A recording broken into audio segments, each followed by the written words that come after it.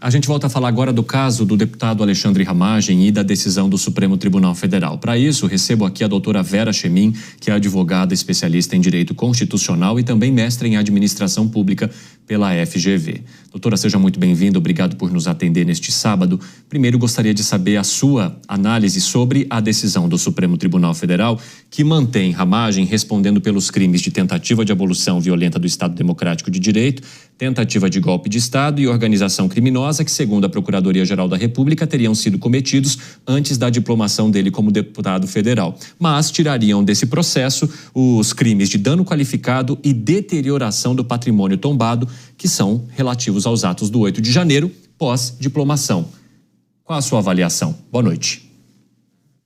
Boa noite, Evandro. Boa noite a todos os ouvintes e telespectadores da Jovem Pan News. É um prazer estar aqui para conversar com você.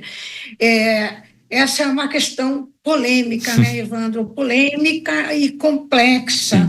Nós vamos tentar elucidar tudo isso aí na medida do possível. Claro. Veja bem, a imunidade formal, né, prevista na Constituição Federal de 1988, é uma forma de proteção, né, constitucional para o parlamentar. Sim. Por quê?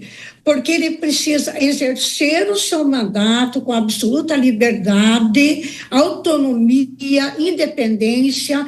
Ele não pode sofrer nenhum tipo de violência por parte dos demais poderes públicos, ou seja, executivo e o próprio judiciário, e nem sofrer violência de qualquer cidadão comum. Então, essa é a finalidade da imunidade formal do parlamentar, e agora vamos nos referir a esse caso especificamente. Essa imunidade formal, ela remete à possibilidade de sustar a ação penal de um parlamentar enquanto ele está exercendo o seu mandato. Ou seja, então, essa imunidade, ela tem uma característica temporária, relativa. A partir do momento em que ele chega ao final do seu mandato, acaba essa imunidade e os crimes que teriam sido praticados pelo parlamentar, a ação penal, o andamento da ação penal é retomado, né, e ele continua sendo processado e julgado. Então, é apenas dar um tempo para que ele possa exercer o seu mandato com independência, como eu falei, com serenidade. O que acontece aí? Qual é o que está por detrás desse parágrafo 3º do artigo 53 da Constituição Federal, que garante essa imunidade formal para o parlamentar? Em primeiro lugar, existe uma súmula do Supremo Tribunal Federal, a súmula número 245, que prevê que a imunidade formal ela não se estende aos corréus, ou seja, aos corréus que não têm essa prerrogativa do deputado. Então, já em primeira mão, eu já afirmo que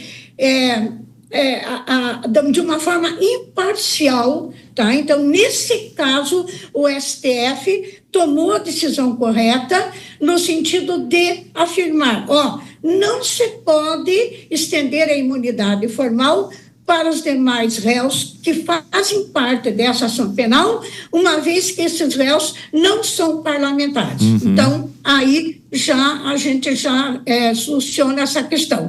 O segundo ponto que está previsto no parágrafo 3º da Constituição, essa imunidade formal só se aplica para crimes praticados após a diplomação. E aí chegamos à sua questão, né? Então, o que o STF? O STF partiu do pressuposto de que os crimes de organização criminosa, golpe de Estado e abolição violenta do Estado Democrático de Direito teriam sido praticados antes da diplomação de Ramagem.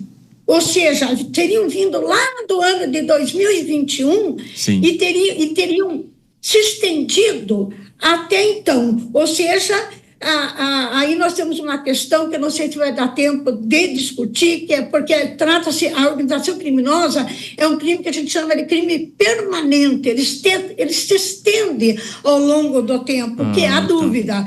Então, por mais que ele tenha iniciado supostamente em 2021, ele teria se estendido até agora. Ou seja, poderia também sair dessa lista de crimes pelos quais ele responderia agora. Então, aí persiste a dúvida, tá?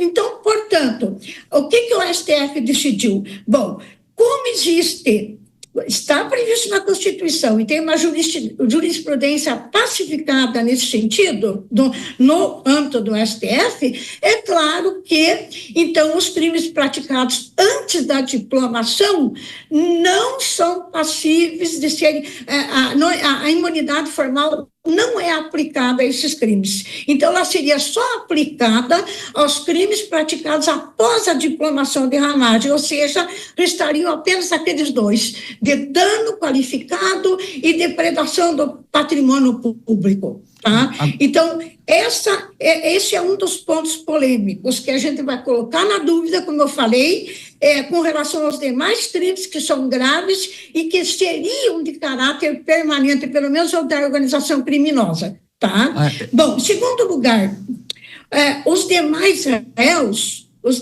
réus, então, teriam... não estariam incluídos, como eu falei, nessa imunidade formal. Então, eles não se pode aplicar essa imunidade formal para os demais réus, porque justamente eles não são parlamentares, não têm essa prerrogativa de acordo com a súmula número 245 do STF.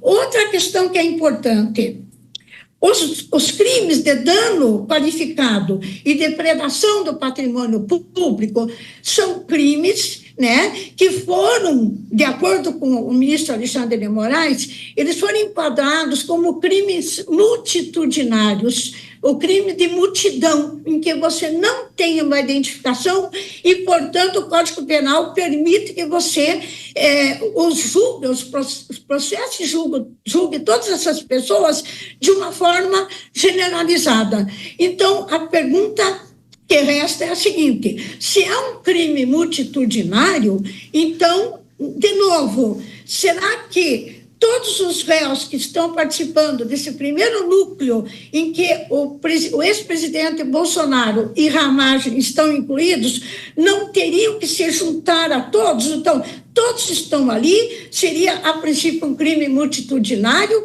então, teria que se tomar uma decisão. Qual seria essa decisão?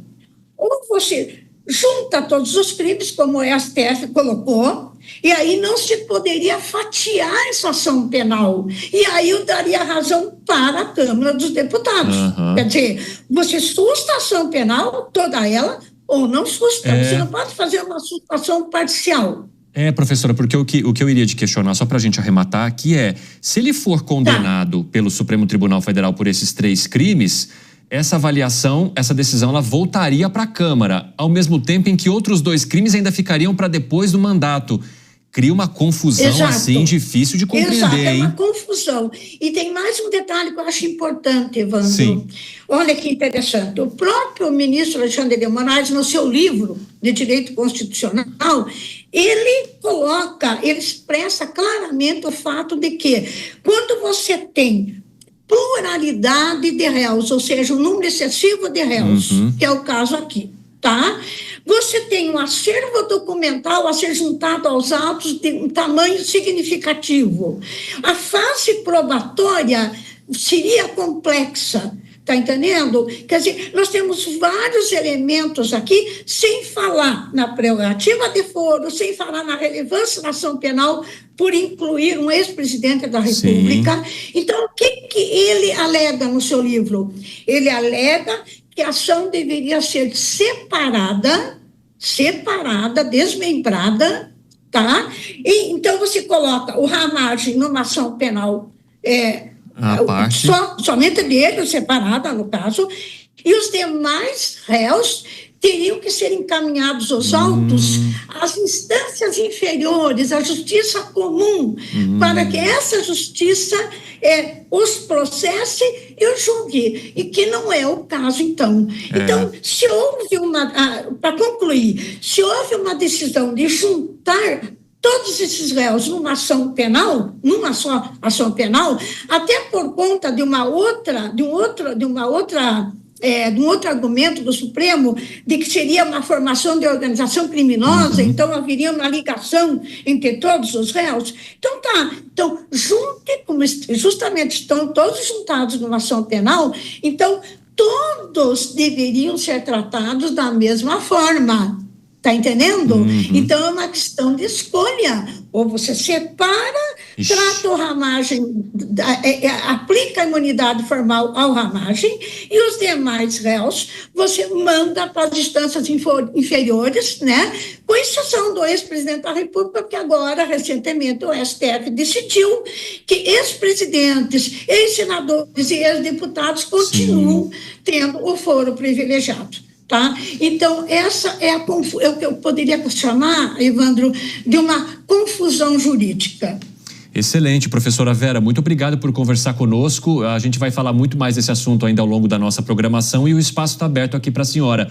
Até a próxima, porque ela acontecerá. Muito obrigada, Evandro. Muito obrigada, eu agradeço. Tive muito prazer em conversar com você, tá? E boa noite aos telespectadores e ouvintes também. A gente que agradece. Ótimo fim de semana, professora. Até breve.